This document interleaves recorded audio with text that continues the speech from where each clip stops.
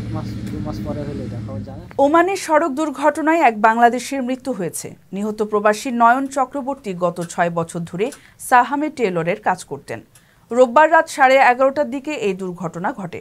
সে চট্টগ্রামের হাটহাজারী থানার পূর্ব ফরহাদাবাদ ইউনিয়নের গোপাল চক্রবর্তীর ছোট ছেলে।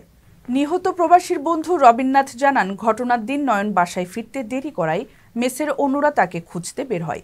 তবে দীর্ঘ অনুসন্ধানেও খোঁজ মিলছিল না। যোগাযোগের চেষ্টা চালিয়ে গেলে এক পর্যায়ে নয়নের ফোনটি পুলিশের কাছে পাওয়া যায়। সে সময় পুলিশ কোনো তথ্য না দিলেও পরদিন সকালে নয়নের নিয়োগকর্তা তার মৃত্যুর খবর জানান। এ নিয়ে গত 2 দিনে ওমানে 2 বাংলাদেশির মৃত্যুর খবর পাওয়া গেল।